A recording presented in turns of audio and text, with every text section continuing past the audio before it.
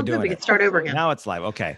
So apparently the blue button isn't blue. When you have to click it, you have to click it multiple times and go like this to make it work. Okay. Right. So now we've gotten the, let's see, we got the cat transforming into a kid. We've got the live stream working. I think we just brought in Ming. So now he's there. Good. So he's all bundled up and ready to go. If there is anybody else that I'm missing, please speak up and let me know. Daniel. And hello to Alex. Hello to Daniel. Daniel, I think you're supposed to be in here too, right? Yeah. Yeah. Jeez, God. All right. What am I doing? Stuck in Zoom space. Where are you? Oh, there you are. Come on in. Welcome to Remotely Interesting. Yes. Take over, We're Sandy. remotely there. Come on, Danielle. All right, Daniel's coming. And there we go. Yay. All right, now everyone's in the boat. Let's continue this on. Let's see here. Okay, so we're going to move to Dusseldorf, Germany, and we're going to talk about Mehmet Karakus. He is a remote innovation workshop facilitator, a former manager at Accenture, and co-founder of the VDS Collective, or the Virtual Design Sprint Collective. He's been helping multiple design sprint teams with both their facilitation and their direction throughout the global virtual design sprint this year, and he has a solid foundation with in-person facilitation as well. Mr. Karakus, have I missed anything? Perfect, Robert.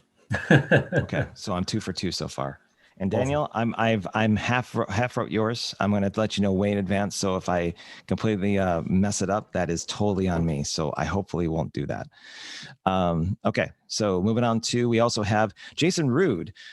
He is the principal UX facilitator and strategist at Hitachi. Yes, he is an accomplished creative leader with over 20 years of experience growing user experience teams in both the B2C and the B2B enterprise. He's also a fellow servant leader, which I really appreciate, and established over communicator when it comes to virtual design sprints and leading teams. And he's hailing from South Elgin, Illinois. Is there anything I missed, Jason? Suburb of Chicago, Hitachi Solutions. Yeah, you got it. All right. 3. Nora Scully is from Oakland, California. She's the founder of Scully Spark and curator of Design Your Spark activities. She's all about infusing creative purpose and making a better world through creative engagement. She creates and runs virtual and remote design sprints to help designers and entrepreneurs and educators to solve particular problems. And she's currently wrapping up a virtual design sprint with the Femtech Collective on female sexual awareness. And I believe there was a prototype made that I saw that came through the channel, but is there anything I may have missed, Nora? No, I think you got it. 4. Oh my God.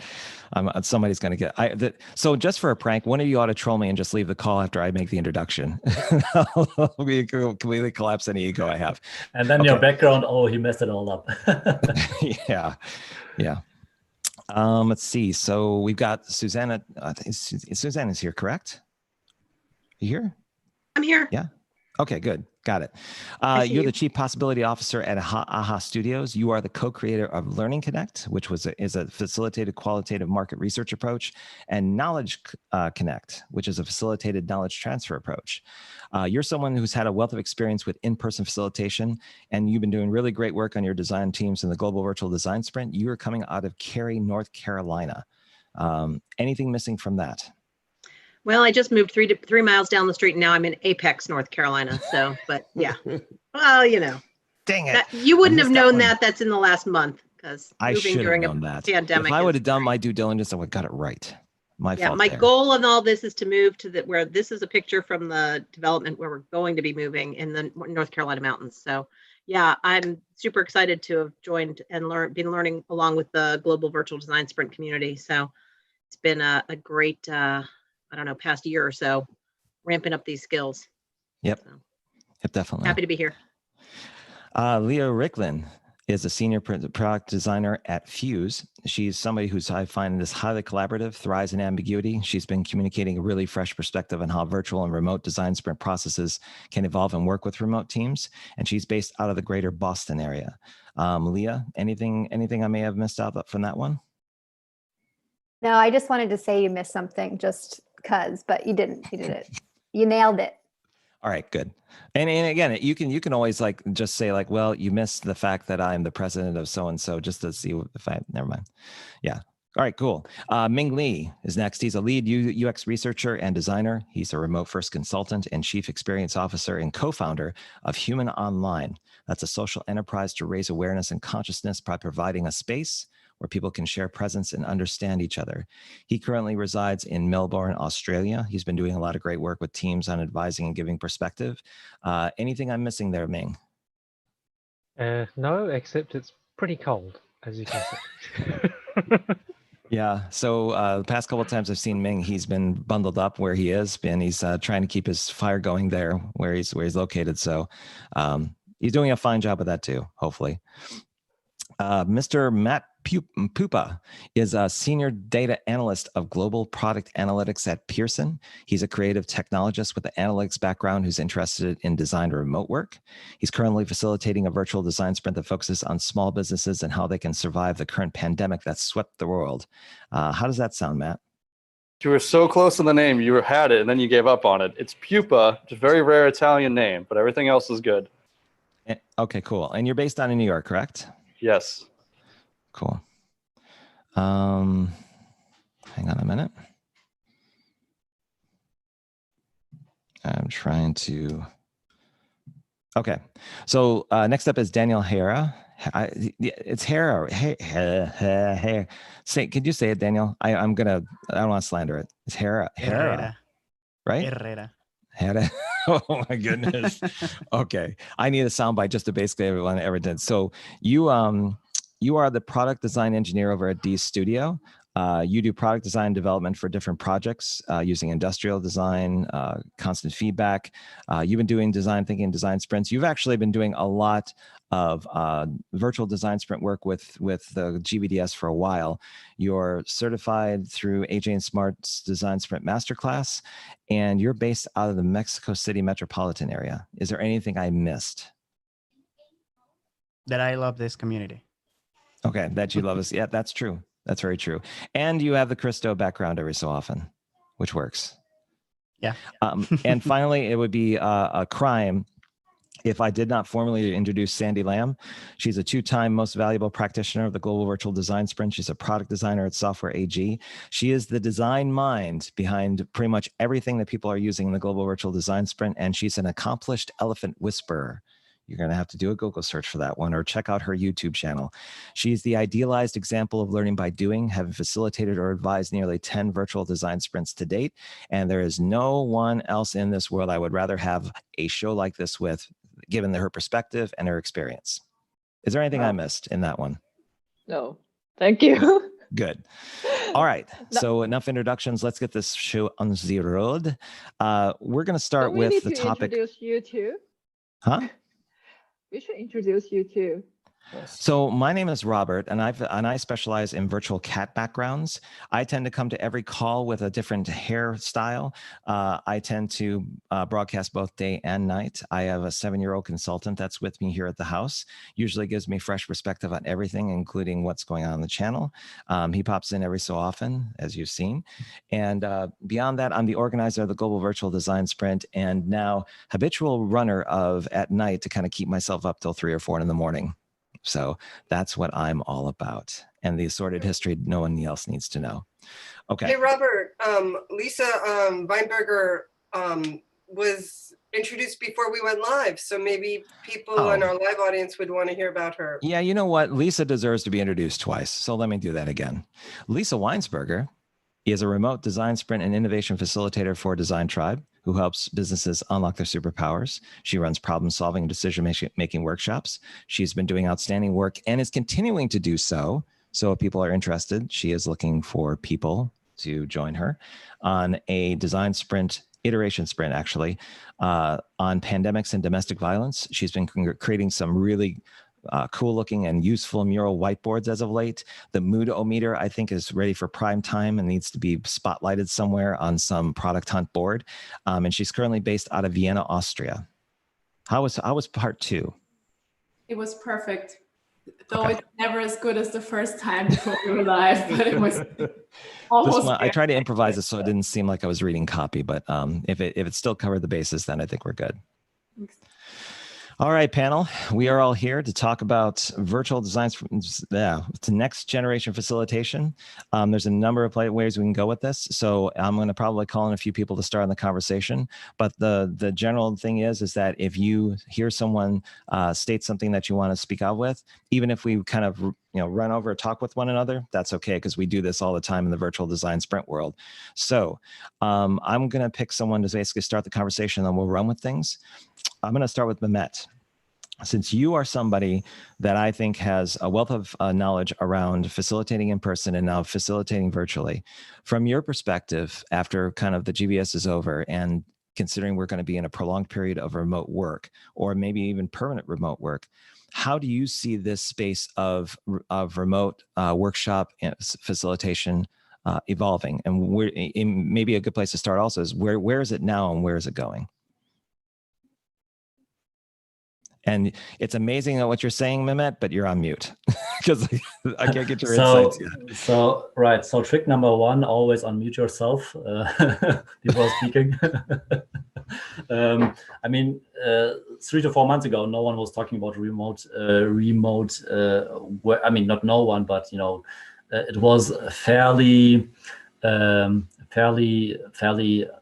to known, and it was like a couple of people knew the GVDS, and that was also quite a bunch. But if you see now the storm after the pandemic, then you see it further rising up, because the pandemic will also be in place for some time.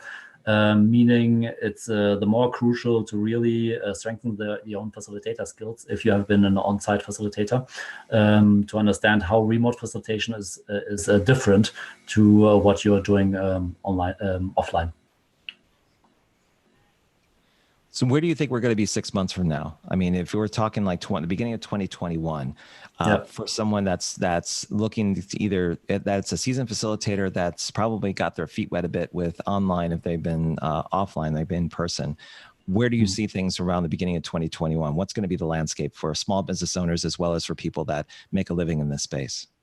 If you mean with small business owners, the facilitators that are currently offline facilitators, then the advice would definitely be to go online, because with the pandemic, I mean, if you have a workshop, you have people close by, and that will not be happening, I guess, for the next time. So it's quite hard to really, or it's quite important to really step up the own game in the virtual world.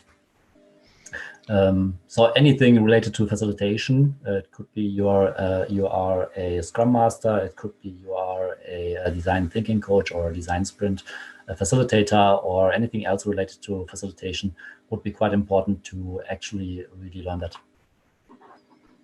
Susanna, what are your thoughts about this? Because this is something where it strikes at what you're doing, because your bread and butter for a while has been like kind of in-person consultation, workshop facilitation. And you took the leap last November and kind of being in this space after viewing something on Mural about us. And you were, the first time around, you told me, you were like, what the heck is all of this? And then this time around, it was like you kind of know your environment a bit better. So you're kind of feeling a bit more confident. So how do you kind of see the future of facilitation? Well, I'm super glad that I found Mural and found GVDS as an immersive learning experience to up my game before it was necessary, because now that it is necessary, I have had the ability to reach out to clients, be established as kind of as a thought leader. And I think a lot of the facilitation skills translate online, and online meetings can be horrible. I mean, we're just hearing all the stories about horrible meetings. So good facilitation is good facilitation. Giving clear structure, helping people feel safe, having clear activities for people to do, using breakouts wisely to allow people the safety to have small conversations and then bring those back together. Lots of things that we might do in the real world, the technology is now enabling that.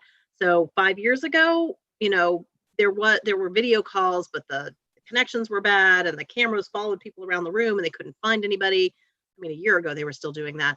So I think that between the increases in the video capability and things and tools like Mural allow people to both see that big picture, create work together so that they can benefit from a collaborative workspace.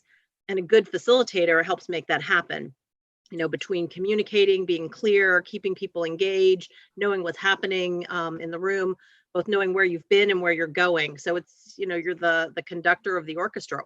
Great musicians can play by themselves, but they all have a conductor for good orchestras. So the facilitator plays that role to help people know kind of where they're going, when they're pausing, sensing the group, all of those kinds of things. And it can be done online very effectively. I still think there's real power to in-person human connection, and I hope we get back to some of that. But I think like some of the GVDSs, we're exploring these blended education, blended meetings, blended facilitation. We're going to want human connection. We're not going to all want to stay in our houses forever, but let's make the best of it while we can. And then I think the future will be some combination of both, where there will be people in person and there'll be a lot more ability to connect around the world. I mean, this panel itself is great. I've been able to learn from people, from Australia to Asia to Europe to, Central and South America. So those are connections we wouldn't have if we didn't have remote.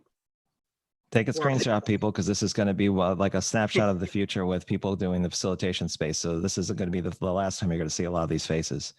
I want to bridge into to Nora Scully, because you're currently on a design sprint with the Femtech Collective, a group of people arguably that are very, very new to this space around facilitating online. So there's that learning curve that you experienced the first time around that you're seeing secondhand now through everyone kind of going, okay, this is Mural, I do this, or I'm on this call. So give us some insight into your experience with this group, and again, your future forward thinking around the space, given your experience and where you've been. Preparation. I've been preparing for this since February, right? So we had some lightning decision jams then, and so people came in and got on board, and those people, as they got on board and we came to the problem framing session and we had more new people, there was a certain point where we were in the problem framing session and this one was like, but the questions are not the same as the questions, and one of the participants chimed in and said, trust the process. I went nutso in the beginning, but really we're going to get there. And I think that's my ethos, is the more I can design beforehand, that when I go into a session, I can let go and have these micro moments of co-facilitation where I can let it go to other people to be a guide on the side rather than this sage on the stage. I really look a lot around control. Times when I'm in workshops where I feel controlled by this voice on the stage rather than letting the energy flow. And so I'm constantly looking at the energy and trying to pass the ball as much as I can. And so we brought people on as they went. And definitely the map and the long-term goal, we had to chuck them out, actually, But we came up with we have a great prototype, right, Daniel? You and I were up very late last night. Yeah. Working on that. So it came together. It was a terrific team. And also the passion for the project, Femtech and female sexual wellness. I curated, the team in terms of doing that outreach beforehand, making sure our design brief was up and ready for people to understand. And we really, one of my sponsors, Femtech Collective, they have a collective of people who are interested in female-focused health technology. And so we really wanted to have a core team who was already passionate and already pretty much experts in the field. And Daniel, Nora kind of called you out, but this is probably a good segue into you, because you're somebody on the panel that has been you've been with this for 3 GVDSs, correct? So you've been part of this event like 3 times in a row, and you've experienced the gamut. You've experienced the team that's kind of been like, eh, and another team where it's been like, whoa, it's moving and it's actually doing things. So your perspective in particular is interesting because it's rooted in actually going through the process multiple times, but understanding your own perspective on how you see collaboration and communication working. So from your perspective, where do you see this going? Where future thinking, where's your mind at with this? Yeah, I've been, well, like you said, I watched the first week of the GVDS2, which wasn't very well planned ahead from the team because we were new to the tools and technology. So yeah, it was a little bit of a disappointment, but we learned. And then on week 2 and 3, it pushed up. So yeah, it was, and in the week 3, I got the pleasure to work in a very fantastic team, which really made up my mind on the event and the potential of it. Then the next 2, well, they keep up growing the game. So it was a really fantastic experience so far, and I've been loving, especially the people that I've been meeting here. As for the foreseeable future, I like to mention the standard curve of innovation, because I think that the chasm that is normally passed through a lot of investment and a lot of other stuff, I think this is because of the pandemic thing that we have passed to the masses because of the circumstance. And now more people are going to be familiar with these tools, and it's going to be helpful for everyone to really go ahead and up their game in the facilitation or any other platform. And hopefully we'll get rid of conventional meetings and not going forward with the projects and all of that stuff. So I really hope that happens sooner than later. If we think about meetings in the enterprise side of things, we have a few people on the call that can kind of speak to that because they're currently embedded in those kinds of environments. Sandy, with what you've been experiencing with facilitation and how you're kind of in this space, how do you see this kind of translating on the enterprise side or just in general with kind of looking at 2021 and how facilitation is going to work with teams embedded in enterprises or at least working in that capacity? You mean remotely? Yes. I think it's not really an enterprise versus non-enterprise. I think it's more the team structure per se, like the company structure. But yeah, I think facilitation is really, really important in actually not just in enterprise environments, but yeah, like because I guess in enterprise environment, we do a lot of formal meetings, I would say, like more, I don't want to generalize, but in a way like people are not as creative minded or not. Yeah. So then it's really heavily rely on the facilitator to actually make the meeting or the session more engaged and more structured in a way that actually generates outcome. I think it's not really the enterprise thing, but like a lot of meetings, we always have like just meet for the sake of meeting, but then in the end, we don't have any outcome or any tangible results. And yeah, so I think facilitation is quite crucial there. But I don't see. Holly Duarte made a comment saying that she's seen meetings get shorter and become more purpose-driven with different people. I mean, yeah, I guess I can bridge that into like the future of facilitation and from your perspective, since you've been in this for so long. We're now 2021. How do you see the lay of the land when it comes to this kind of remote workshop facilitation and kind of collaborating online? Say again. How do you see the future of facilitation coming up next year? Okay. Well, remote facilitation, I think that is something that is a must skill actually. I don't even see it as an option.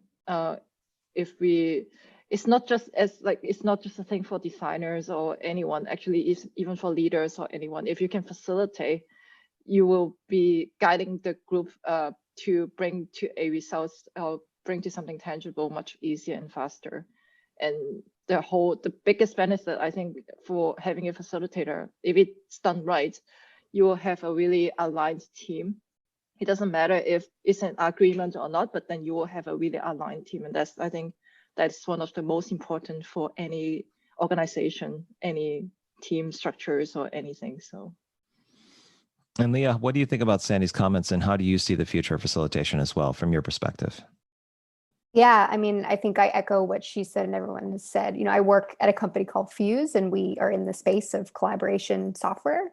And so as a company, we've always had people spread out in all different worlds. So we've had to adopt this sort of every meeting is a remote meeting thing. And I I think there's a common complaint, right? There's too many meetings, and particularly now that the world is sort of forced into this remote environment, I think people from all industries are figuring out what is that cadence of having those connection points and those times so I can engage with people to do my work, and what's too much.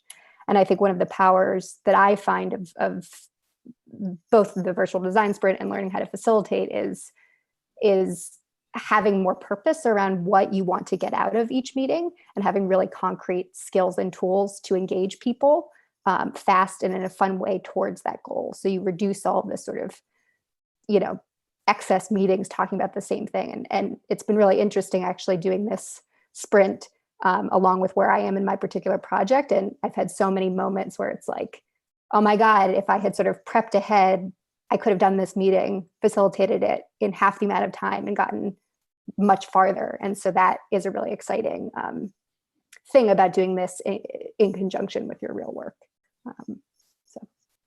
Cool. Matt, I wanted to come to you because your background is in analytics. It's based in data. So your kind of approach to facilitation is going to be unique in the sense that in contrast to the other panel members, you come from a different background approach to this. So from your perspective, as you've been doing facilitation in the GVDS, how do you kind of see it play out in you're kind of projecting out like 6 months from now? Yeah, so even though I come from analytics, honestly, I also coach at a gym for a little bit. So I learned how to facilitate in a different way. So my facilitation perspective more comes from that. And a few things that I think, based off of what Nora and Susanna said, 2 things that are important are making sure there's that human connection, people feel engaged, and also, for coaching, one kind of principle is make people have to think as less as they have to. Or as little as they have to. So I think for facilitators going forward, I think what's important is, especially when you can't actually see everyone in these little boxes on the screen, again, make sure you're conscious about, are people staying engaged, and are they keeping up and not getting confused? Because those are 2 easy ways for people to fall off. Also, I think going forward, like, companies are going to try to come up with products and tech solutions. So that's going to come. And then facilitators, there are some nuances that I'm noticing facilitating in person versus virtually. So I think people just need to get more aware of what those little nuances are and how to deal with them. And Ming, with where you are with Human Online and the kind of work that you do in facilitation and collaboration, where are you seeing the future of this space? Well, I see that basically because we are in this situation, it's opened up a lot of people's minds to the possibility of doing remote. They've been forced to do it, especially here in Australia, where there's been a slightly different attitude to maybe what there is in Europe. And this has given people a real opportunity to experience the possibilities. And I see that, well, if you want to be in this space, then you need to be remote capable. And it's great to see actually what are the possibilities, and there's some things that can even be done better. Like, you can have the anonymity, which in certain cultures, especially, help other people to come forward. And then you actually can have meetings that are based on what are the best ideas and bring them forward, rather than like who put in those ideas and who's the authority, and therefore who should we follow. So I think that's one really interesting thing for me, because in my space, especially for our social enterprise, it's really about human connection. I also feel that's really important when you're facilitating. So for me, doing things like the preparation and having one-to-ones beforehand with the people in the team, that's really important to understand everyone's desires and expectations.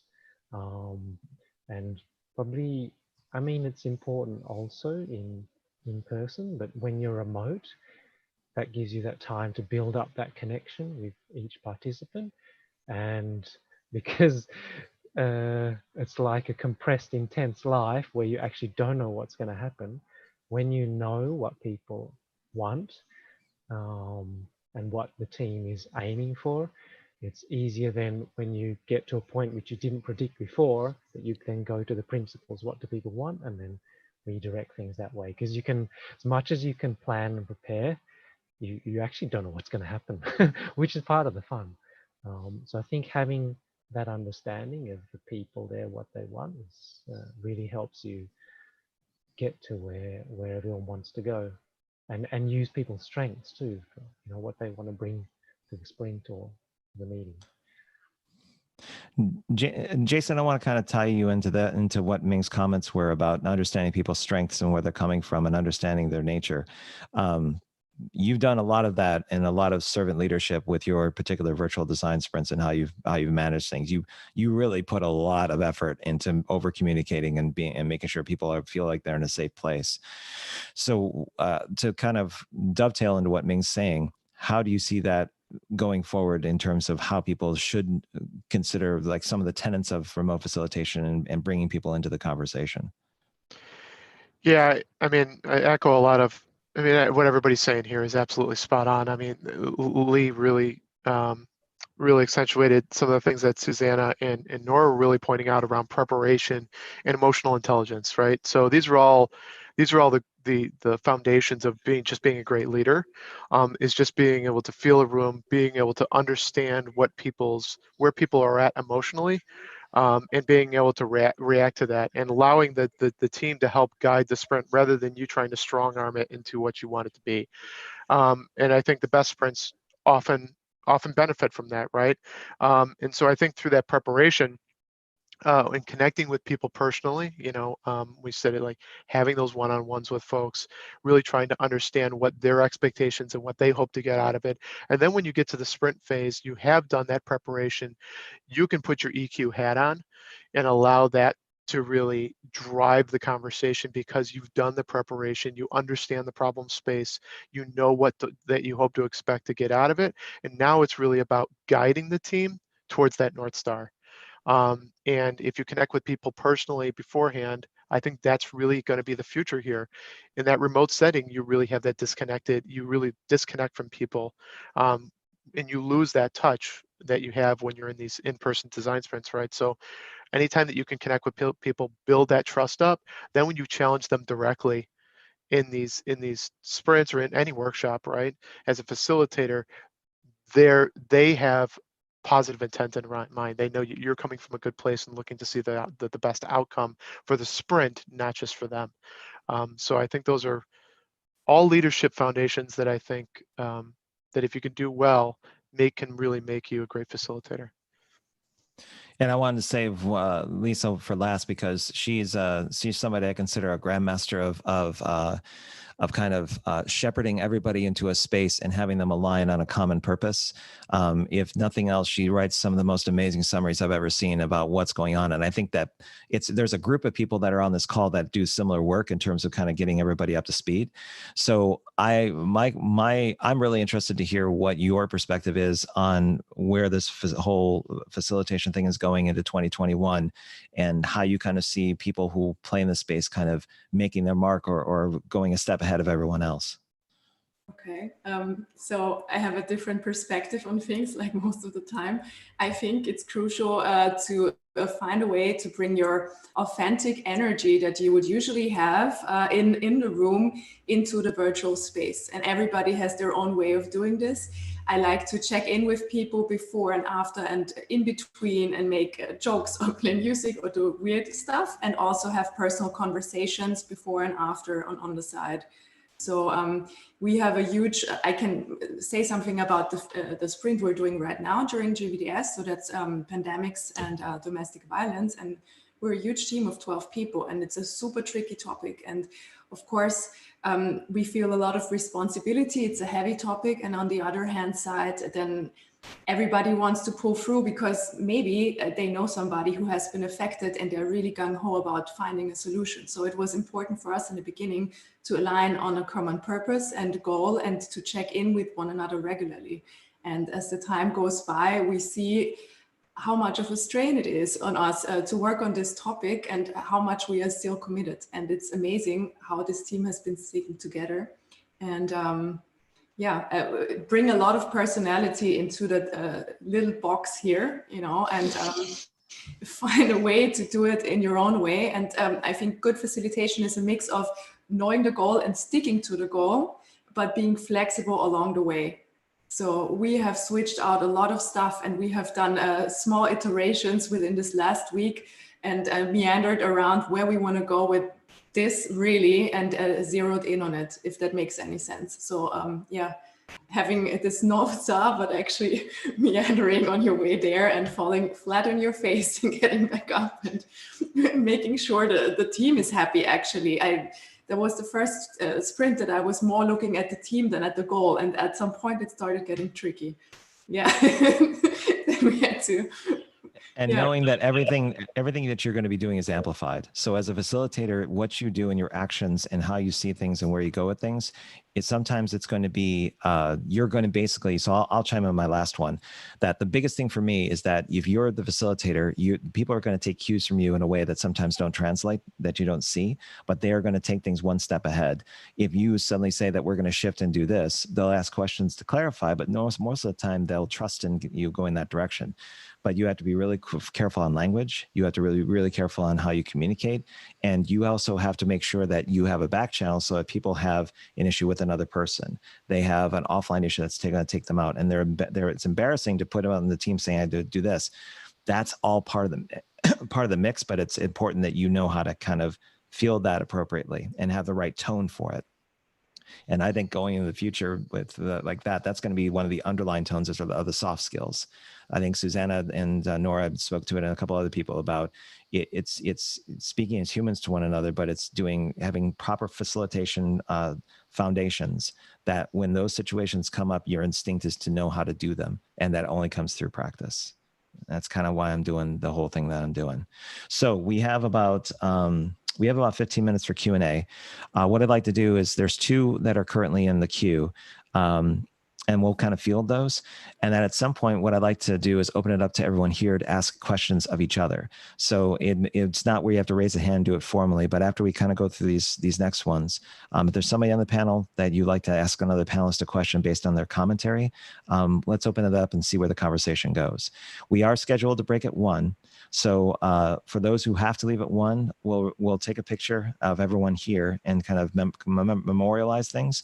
But if people want to stick out and have 15 minutes to go, then you're already ready for it. Then we can do that, and we can extend out the session a bit. So that's an option only for people who have the time. For everyone else that needs to go, they can.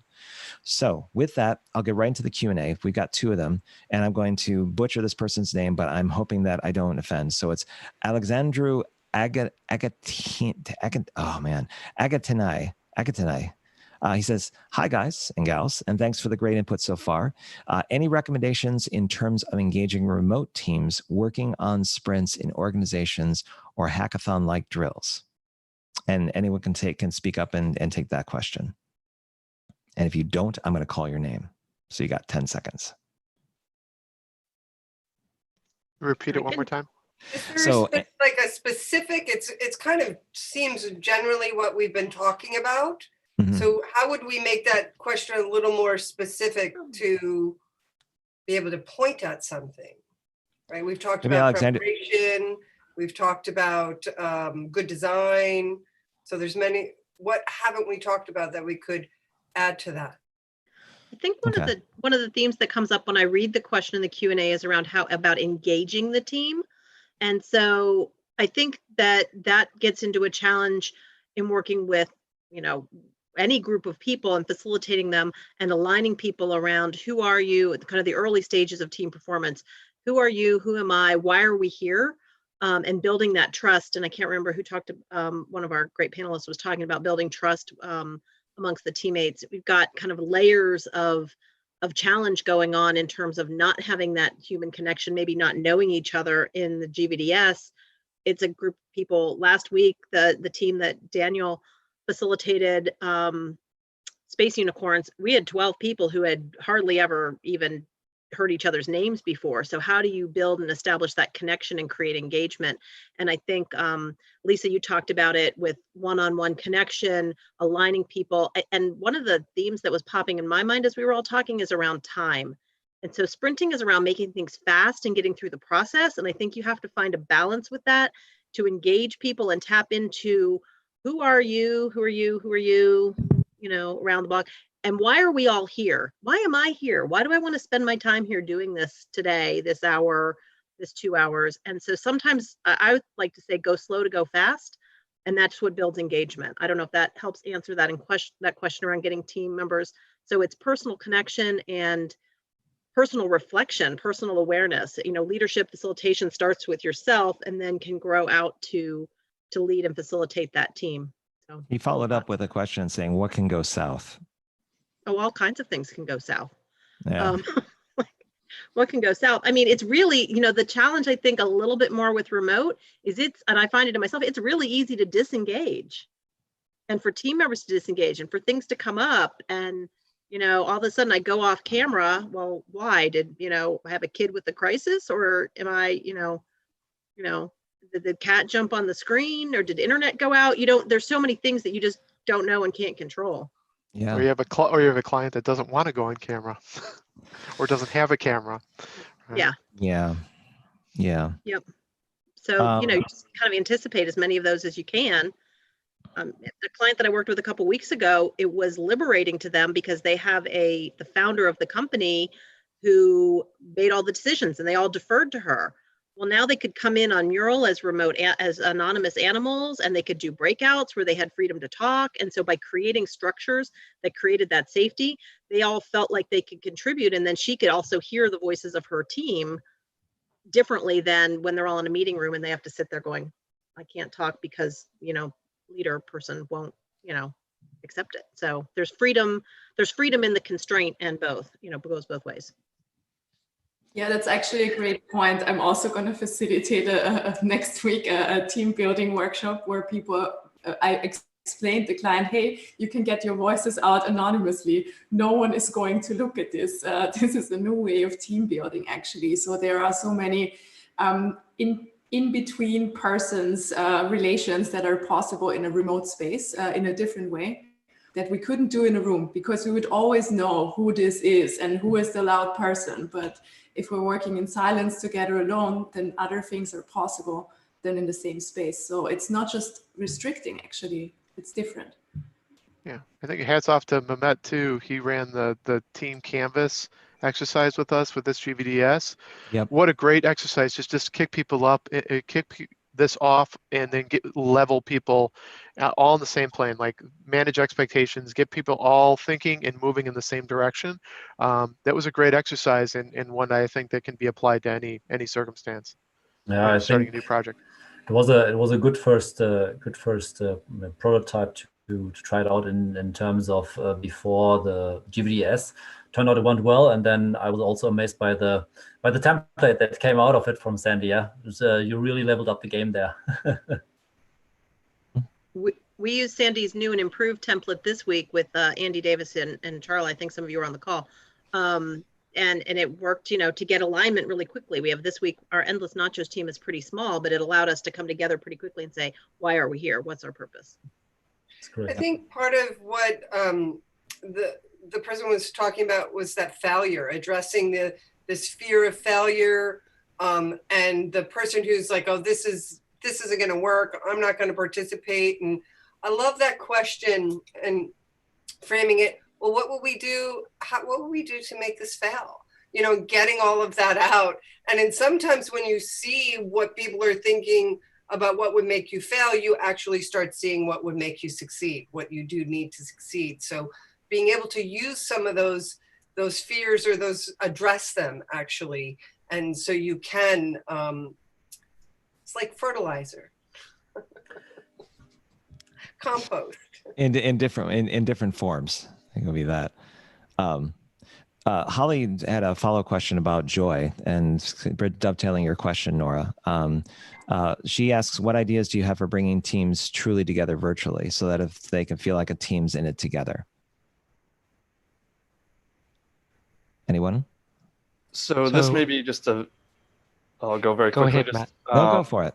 Like a very small thing just to get people in a good mood. I found like sometimes you just ask people, okay, what was your favorite toy as a child? Like everyone has that. It usually brings back good feelings. So it's just a quick thing that can get people in a good mood. And then take that and do things like Team Canvas and things that kind of get that ball rolling and build that joy and build that connection. Stretch Armstrong would be my one. So there you go. Ming, what were you going to say? We danced to Meghan Trainor. Me too. And at first, everybody had their videos off, and then one person put it on, and another person put it on, and then we were all dancing together, and it was really great. So, and then every day we started off with a dance, and someone brought in new music. Ming even facilitated a little breakout dancing. So it's a really nice way to raise the energy. Yeah, I think those physical things were really great to do and get us to move. That's the other thing I forgot to say. I'm a dancer, Robert. Forgot to mention that, but that's okay. I didn't. That was bridging. I didn't know what was professional or personal. I didn't know what kind of dance, if it was like formal or breakdancing or anything like that. Because I didn't want to assume. I wanted you to basically like. Actually, it's contact improv, which is very good for fitting into facilitation where you don't know what's going to happen and you need to feel what's happening. But actually, speaking of that, one thing I wanted to bring in, like the question was, how do you bring teams truly together when they're virtual? And one little thing I try to do in all my meetings, whether it's virtual or not, is to have this little check-in at the start where each person has even just a minute just to say how they're doing, because we're not workers here, we're humans all connecting and working, and what may have happened to us just before the meeting, or that we've just rushed to the meeting and we're just trying to relax and calm down and get back into the space. If people have a chance to say that, I think it really helps.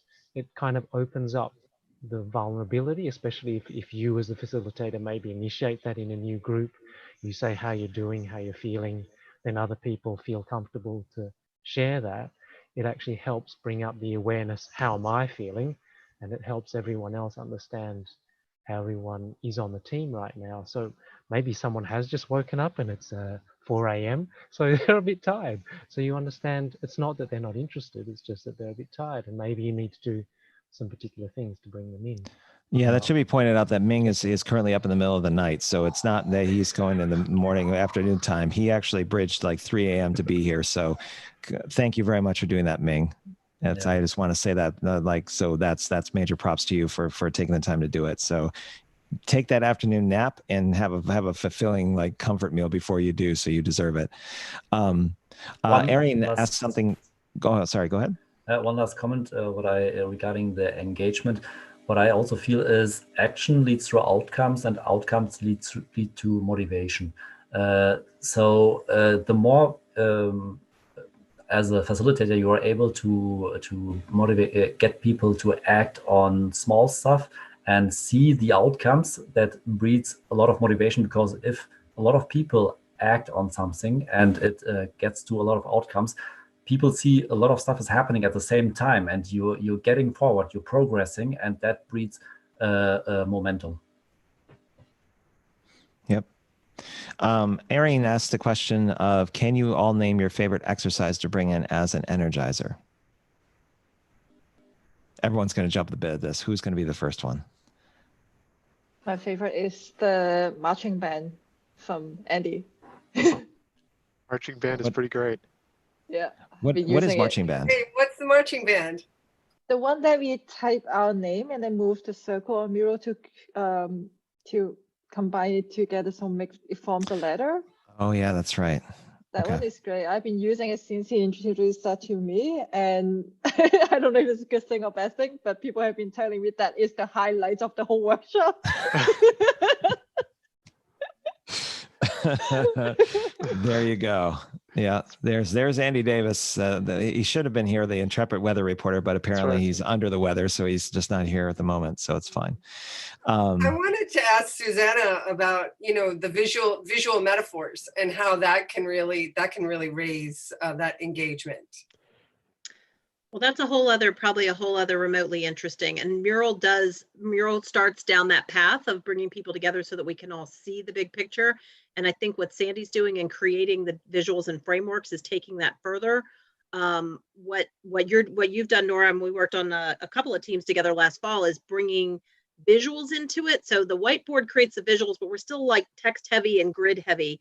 And so metaphors help people to see and align at a deeper human level than just grids. So grids are one visual framework, and there's lots of others. So we start to see a holistic picture, so that we start to bring human elements. So we start to bring story into the work. And so, yeah, I actually have if we didn't immerse into GVDS, I've got Sandy on my radar to help me up the scale on some of the other graphic frameworks that we have that are open source now. We had them and sold them, but now they're open source. So I'm hoping we can get some of those other things into this community so you can all play with them as well. I just need a little more mural design help. So Sandy, we'll connect. And Lisa, oh, Lisa, too. you too. Hey. With whoever, we could have a separate. That's right. You created some cool ones too. So I'll be happy to share those. Maybe we can have a separate chat on that. Sorry, Robert. No. I'm saying it's like it's remotely very hard. interesting. It's when you're surrounded by amazing talent, it's hard to forget. It's hard to think about like, oh, there's just somebody within reach that can literally just like create like a Van Gogh like kind of mural for like basically participating. So yeah, it's one of those things you just don't think about sometimes, but that's okay. Any other favorite exercises? And we'll go up right up to the top of the hour, and then we'll do overtime, but we'll take a picture before we do that. Always love squiggle birds with a twist from the game storming. Oh, that's great. And to Lee's point, it anytime that you could break, like squiggle birds really helps break down barriers, right? Because everybody's really anxious about, oh, I'm producing solutions, and that all of a sudden is going to raise everybody's anxiety level. So anytime you could break that down, and then you add the twist of just allowing people to express themselves personally, you learn stuff about people that you wouldn't otherwise know, even people that have worked together for long periods of time. So I think that anytime you can do that, that raises trust levels, breaks down anxiety levels, and allows things to move a lot smoother. Cool. Okay, so let's do the group shot and get everyone in the same space. And this time around, what I'd like to do is I would like to do a shot that, since this is about future and next gen facilitation, something that in your theme or your presentation where you're looking into the future and what your expression might be. So you can have a prop if you want, but all of us are kind of looking into the future and trying to and looking at it in some facial expression that would match it. So mine, for example, would be like this, although I probably have to my hand, something like that. So you can do a facial expression, or you could basically do something where you're using a prop going and whatever you'd like to do. So I'll give you 30 seconds to figure out what that's going to be and how you're going to do it. So you can have a little bit of thought. I'll have a timer here. It's a fake timer. I'm doing tick tock, tick tock, tick tock, tick tock, tick tock. Yeah, Matt, there you go. You could do the kind of, there you go. All right, looking into the future. Mehmet's looking backwards. I'm reading. There you go. All right. So we're looking in the future of facilitation. I'll do my mugs that I'm doing before. And I'm going to, hold on, wait. I'm doing my last 10 seconds. I'm going to turn my background off and make it so that it's not full of cats, so that you actually see what I'm doing. It's not disappearing. All right, hold that pose. Ready? I'm doing one. 1, 2, 3. All right, we're good.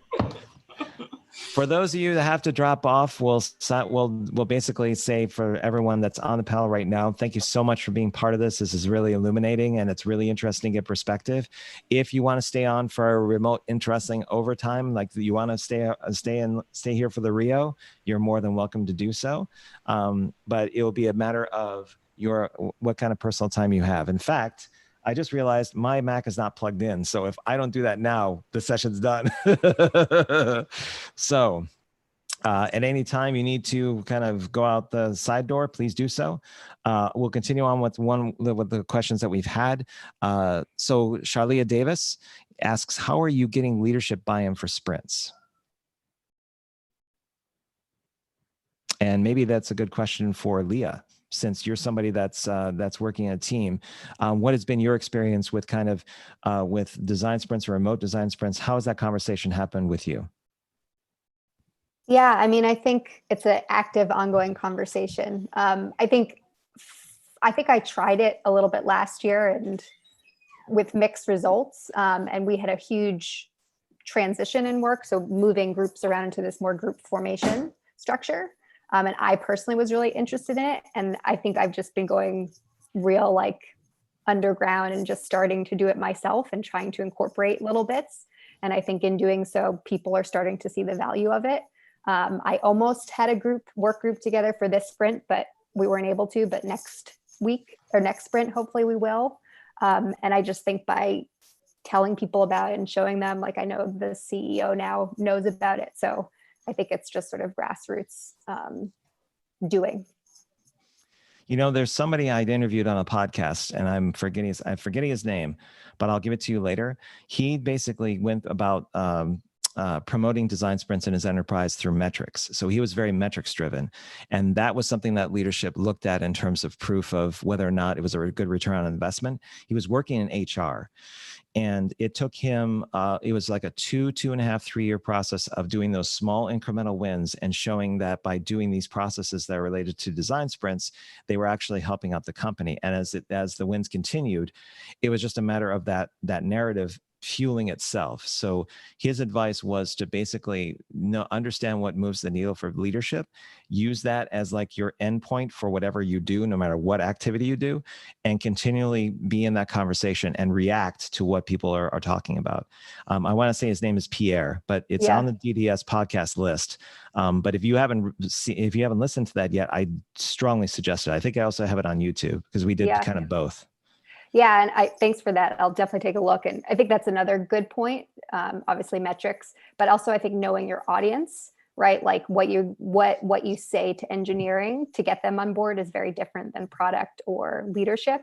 I know I was trying some stuff with some engineers and some were really invested and some were like, these are too many meetings. So one takeaway was like, okay, how can I be more clear upfront? Here's the goals, here's the objective, and really breaking it down that way to have buy-in versus like, let's just go on an experiment, because most engineers, maybe not Daniel, like to know what they're getting into. So I can give you an example of a grassroots. It wasn't mine personally, but a colleague that I work with who was at the time at Lenovo, so big organization, started bringing in not so much sprints, but the design thinking process and human-centered design by doing a grassroots. He literally put up posters and sent out things around campus and started lunchtime meetups within the organization to get people just who were interested or curious about the topic. And then he brought in speakers. I came in and spoke to him, and he found some other colleagues who, oh yeah, I'd heard about that and came from elsewhere. And so he did it kind of through grassroots from the bottom up to enable more of that kind of work to happen within obviously a gigantic enterprise. I don't know. He's actually now switched to another company, so he's probably doing the same thing there, but grassroots can also help to kind of bring the groundswell up where you've got more people and colleagues and who want to try and experiment. Cool. And yeah, speaking of building things up, I just wanted to mention, if it didn't come out clearly, that you can also start with smaller activities, like, the design sprint of 4 or 5 days, to just bring that in and have everybody's commitment, 7 people's commitment. That's a lot to ask for. So you can start small, like just bringing in some little activity that's just for an hour or two, and show the team what can be done differently. That's actually what I did in my own social enterprise. Then you can see, and people can see and feel what's the difference, and then you can work up to something bigger. That's one other strategy. I'd like to do a segment called Panelists Asking Panelists and find out what everyone else wants to ask everyone else that's here, since we have such an incredible talent pool that's and experience pool that's on the call. The way this works is that basically using Zoom, there should be a mechanism for you to either raise a hand or put your thumbs up. And that'll be a signal for me to kind of ask you who you'd want to ask a question so that we're not cross-referencing. So all you have to do is within Zoom chat or Zoom itself, there should be some sort of mechanism to either do a thumbs up or put your hand up, but tell me if there isn't, because that's what I've been able to do in the past. Does anyone see that on their panel at all? No? Okay. So let's not do that. Forget it. Erase it. Let's just open it up and say, why don't you go ahead? If anyone has a question for another panelist, go ahead and say, I'd like to ask a question to this person. And then once that person answers the question, they have the question queue, and then they can ask somebody else on the panel. So it kind of bridges from there. Okay. You can raise your hand in the participant window. So if you could raise your hand, it's not the Okay. thumbs up one, but you can show up your hand. Got it. Okay. Well, since we're all visual and we're all looking at each other for the panelist side, we can just basically call, yeah, you can do this. So who's got a question for another panelist? Who, I wonder? You can raise your hand if you like to kind of say something. Lisa, what kind of question do you have for someone else? I would like to ask Susanna and Nora, how do you manage difficult, emotionally tricky situations when it comes to the topic of your sprint and also your participants and then your own emotions and all that mumbo jumbo? How do you deal with it? Do you have a recipe? Well, I'm going to go with always have a co-facilitator. Because it can really help when you kind of feel like when you get tangled up in your own emotions and what's yours and what's theirs kind of in the group, that you can kind of back off and maybe have a partner who wasn't leading that part, but is engaged with it, and you can trade off. So that would be one strategy. Yeah, I think that, for me, that kind of designing in these ideas of the micro facilitation and also facilitation in terms of, I had somebody who was on tech, behind, who's going to be my co-host there. I had someone who was designated to do user testing. So they were just mostly for the whole sprint, just watching us so they could really understand what we were testing. And then I would have talks with them at the end of the day that were kind of, helpful and supportive. So I had that support behind me. So those were the ways. And then just being willing to take a minute, to take a break, to reevaluate, and to say, what does somebody else think? Because I don't know. I don't have all the answers. And how are we co-creating together? Yeah, bringing your human self, Nora said, is it. And for me, I have to remember to breathe. So take a breath, and because sometimes we get going, we literally run out of air, which means the ideas won't flow. Or let's take a break. There's the old extended coffee break trick, right? Let's take 5 minutes. Sounds like we might need some space, and then coming back. But also, I think then having the conversation, being brave enough to, when it is an emotional topic, depending, how do we all feel about this? Or if it needs to be a subgroup or breakout groups where people can feel safer to talk about it, with two other people, not with 12 or 8 or 12 people on a big screen. And I think, having my group was all women except for one man, Ming. And there's a difference between all group of men and all group of women. Women I've led LDJs with where we don't talk, they feel something was taken from them, so that need for dialogue. So I designed in times where we did, dance and think about what success looks like for you, do a brain dump, now go into a 3-minute breakout. So you got to get that out, and then come back, and also, to help focus on what we're doing next. So those small little micro opportunities. Raise your hand if you think Susanna and Nora should start a podcast together. Oh, well, that'd be fun. Yep. I love Nora and I worked on 2 sprints last fall in GVDS, so we go way back. Mm-hmm. Would make for an interesting discussion on various topics related to facilitation. I just wonder if that would ever occur. But anyway, we're both a little busy. Yeah, just a tad, just a little. Susanna and Nora, you have the cue in terms of asking somebody on the panel a question that you're wondering about. So whoever would like to take the ball and run with it. I'd like to ask Jason a question, because Jason, we haven't had a chance to work directly on a team, but I have seen on some of the Slack channels your great communication, and I am inspired by that ongoing, because sometimes you finish your session and you're just like, collapse into a puddle. How do you help to integrate that into part of your overall process? I mean, I know the answer is just do it, but tell us your secrets. Learn through failure. I think a lot of it goes back to leadership, right? So I think a lot of A lot of the ways those of us that are in leadership positions have gotten there usually by default, right? Have been thrust into those situations. And I've learned through a lot of failure. And I've learned that I think through that failure, I have really invested in really doing a lot of reading on how to be a better leader. And it's mainly just my commitment to others, my passion for not wanting to let other people fail, but also wanting, my passion for wanting to really help people succeed and learn. I coach football. You can probably see in the background here. For like the past 15 years, and working with youth and helping them become something more than they could possibly even envision themselves being, and watching that maturation process has really inspired me to be a better leader, because I could see it in youth where they're kind of just open, and speaking of youth, where they're just open and willing to learn.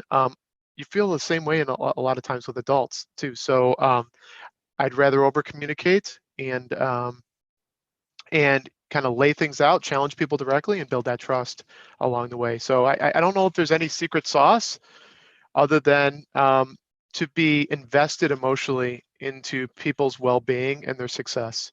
And I think when people feel that, they know that your intentions are positive, and at the end of the day, they want what's best for them. So You want to muddle in the puddle. that's right. And it looks like somebody's dancing over there. Yep. Schoolwork calls. Okay. Jason, you got the ball. Where would you like to pass it to? Oh my goodness. Let's see. I don't know if I have a question really queued up. Okay, this is a question to the general group. What's one thing that you learned as a facilitator this GVDS round that you may have not have learned before? So I can go with a little tech kind of thing an insight that I came up with. There was one session where someone else was facilitating, and when they were sharing their screen, right, going through the mural board, and also important for people as recordings are going to come more important over the next few months. I noticed that as they were facilitating, doing a great job, they just weren't zoomed in enough on the cards, so you can actually read what they were going over. So it's just like those little small details that you don't really think matter, they can make a pretty big difference when you're actually going through something. Hey, Mehmet, it's the X key, right? On mural?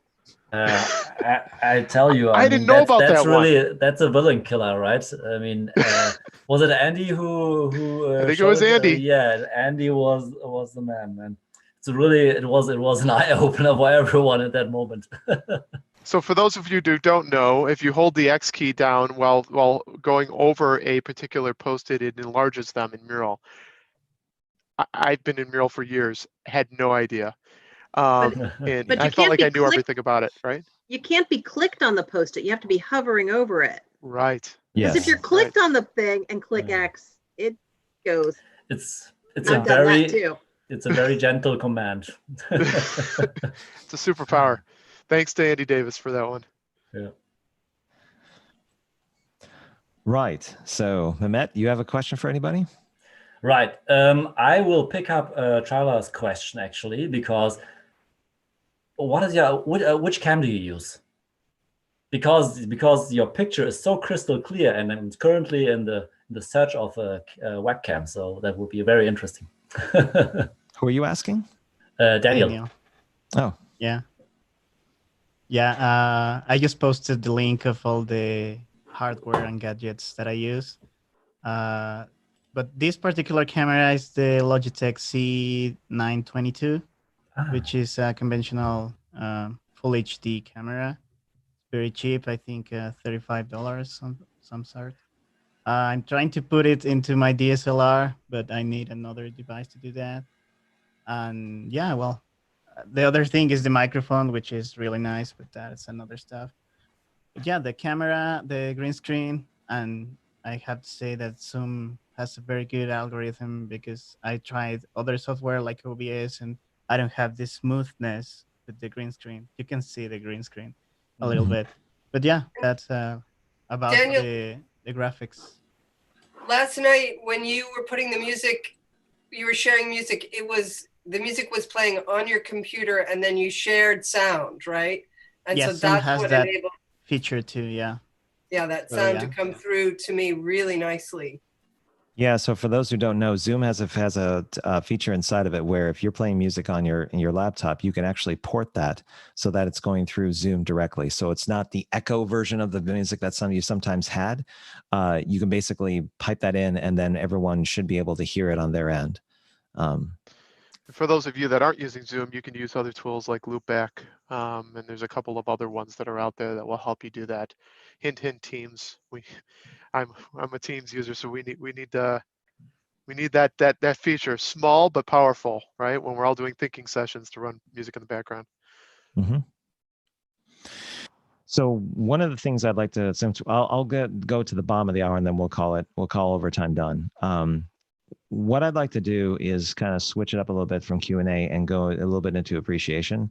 And I think it's really important for some of us to hear what we do really well, especially since what we do in the GVDS it's a lot of work. It can be a lot of work for facilitators. So maybe from afar, what we could do is kind of point out some things that someone else does really, really well that they admire about that person that I mean, personally, for me, there are some things on this panel that people do that I would struggle. I literally, the analogy is that somebody could basically be on rollerblades and go through the entire neighborhood, and I would basically be going like this with my feet and not really going much of any place. So one of the things I'd like to point out that I've been noticing is with Ming. Ming has an innate ability to connect with people that it's somewhat unique in terms of like what I've seen in the GVDS. And that is something that he can do in a virtual environment. I've seen it in terms of how people relate to him, communicate with him, how he basically tries to clarify intent. He also has this gentle nudging way of saying, you know, we really need this, but does it in language that isn't like totally like, please get this for me right away. So I've admired that in the way that I tend to be very execution driven. So sometimes my language isn't as accommodating. So I'd like to point that out about Ming in terms of like my at least from seeing it from afar, how he kind of works. And this isn't something where I call upon you to basically say, okay, now you got to say something nice about somebody else. This is just more, this is more from if you really feel like you'd like to point out something that somebody does really well. Because I could take up the next 10 minutes pointing out everything everyone does well on this call, but I don't want to monopolize the time. I'd rather hear it from some of the panelists. So that would be my first foray, is that I really appreciate Ming's ability to connect with people at a very human level, even in a virtual environment. Thank you. I would actually, I have something that I would like to say for Nora, because it's been really great working with you on the sprints, because you put in these really nice graphics and visuals, and those are something I really appreciate, because it can be very, like we talked about, very square, especially, you know, all those rectangular post-it notes. And I really like how you bring in some mountains, some vines, and it changes the feel. And I really appreciate that, Nora. Thank you. Thank you, Ming. So I guess I'll pass the ball. If you want to, otherwise people can speak up either way. I want to pass it over to Daniel. He didn't have a team this week, and he and I just happened to be talking about prototyping, and he wanted to observe. And, you know, it's like Ming is on the team, you know, kudos to Ming being the only man on this team of women talking about sex, you know, sexual wellness. And Daniel just came in very quietly as well. And he was just observing. And then he and I, you know, jammed on in Figma last night to get our prototype done. And you really, you know, you like pinch hitter came in at the end and just helped me hit it home. So very, very subtle. He's got this stealth, but you can see it in his smile. You know, there's like mischief behind there. Mm-hmm. Watch out for Daniel. Very foundational attributes in terms of being a solid core member of any team. It's something. It's if you want some real good foundation in your virtual design sprint or you're in your workshop, then Daniel's a must. He's somebody that basically like knows when to kind of point out the obvious when it's uncomfortable to do so, but he also steps up when it comes to getting things done and does it with a certain level of with a high level of professionalism, I would say. So I'll color it with that. Yeah, well, thank you very much, Nora. Yeah, I've been called myself by Jason very accurately, maybe, that I am the Swiss Army knife of the science sprints. So I really think that is on point. But at the same time, I thought, well, a Swiss knife is useful, but you don't use it for cutting out your vegetables or something. So I think I want to be a better knife for facilitation. So I've been learning from all of you from the recent 2 or 3 GVDSs, and I think I'm keeping up with the expectations, and I really like that. But you can make a whole Daniel, you can make a whole content series on the Swiss Army knife metaphor and just put out different things that are in the Swiss Army knife, and that's a different approach to how you would do facilitation based on your experience. Just wanted to say that before I forget. That's all. I'll be quiet. You got a whole blog series right there. Yeah. I would follow you, Daniel. Yeah. I hats off to so this is the first time I got to sprint with Mehmet and Andy Davis, and the little tweaks that I learned this time around, that I just the way that they come at things from different perspectives were absolutely fantastic. I learned from both of them, and things that I'm going to apply to my sprints back in my business. So hats off to both for being phenomenal active listeners, listening and then challenging when and if it was needed, and then also just providing a tip here and there to keep the momentum moving forward, which is so important in our sprints, right? Is keeping that momentum and energy level high.